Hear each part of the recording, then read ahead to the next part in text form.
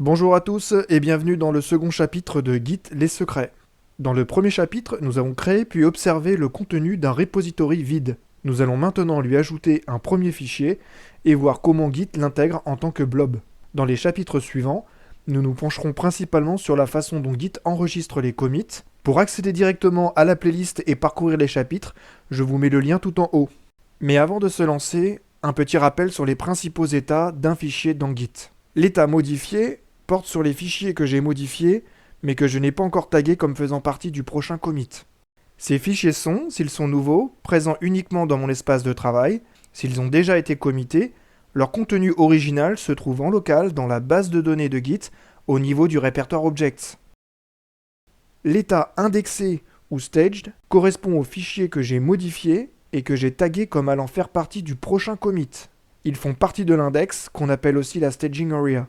Les fichiers que j'ajoute à l'index sont stockés dans la base de données de Git. L'index pointe vers chacun d'entre eux et cela permet à Git de savoir quels fichiers seront embarqués dans le prochain commit. Les fichiers à l'état commité sont déjà committés et ne sont pas en cours de modification. Dans le prochain chapitre, nous committerons le fichier hello.txt. Pour cela, nous aurons d'abord à l'ajouter en staging area. C'est parti. J'utilise la commande git add suivie du nom du fichier hello.txt. Ensuite, je tape la commande git status. Git m'indique que le fichier fait partie des modifications qui seront validées. Dit autrement, il fera partie du prochain commit. Affichons maintenant le contenu du repository. Au niveau du répertoire Objects, je note un nouveau fichier. Ce nouveau fichier, c'est le fichier hello.txt. Si je concatène le nom du répertoire qui contient ce fichier, au nom du fichier lui-même, j'obtiens le checksum du fichier, c'est-à-dire son identifiant. L'identifiant de hello.txt commence donc par CE01362. Dans Git, les 6 premiers caractères sont déjà significatifs. Ils suffisent à identifier de manière unique un objet. Ils sont un peu la version courte des identifiants. Le moment est venu d'utiliser notre première commande de plomberie Git, la commande catfile. Catfile, c'est un peu la commande à tout faire pour ce qui est d'accéder au contenu en base de données Git. Utilisée avec l'option "-t", elle renvoie le type d'un objet. Essayons. Je tape git catfile-t suivi des 6 premiers caractères du contenu que j'ai créé en base de données pour hello.txt. La réponse peut surprendre. La réponse, c'est blob.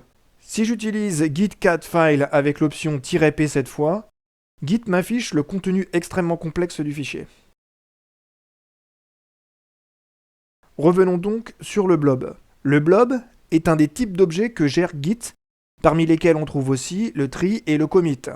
Le blob, c'est plus ou moins le fichier, le tree, le répertoire, et le commit, ce qui permet de représenter un commit, donc basiquement l'association d'un identifiant de tree, un identifiant de commit parent, un message descriptif et un auteur. Petite remarque, mon fichier n'a pas encore été commité, mais Git, pour l'ajouter dans l'index, l'a quand même enregistré dans sa base locale. Mon fichier est dans l'index, il fera partie du prochain commit. Si finalement je ne le souhaite pas, je peux le supprimer avec la commande git rm.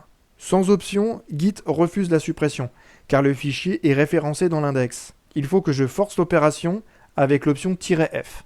Si j'affiche le contenu du repository, je m'aperçois que le contenu du fichier est toujours présent dans le répertoire Objects.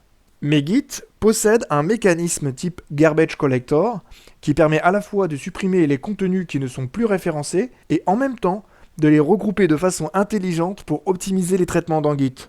Ce mécanisme peut être déclenché manuellement par la commande git gc. Je lui fournis ici les options qui lui indiquent de commencer le traitement immédiatement. Si je retourne dans le répertoire .git, le fichier a cette fois disparu de la surface de Git. Dans le prochain épisode, nous verrons ce qu'il se passe dans Git lors d'un commit et à quoi ressemblent les objets de type tree et commit. Je recrée le fichier hello.txt car c'est lui que nous committerons. Merci et à bientôt dans le chapitre 3.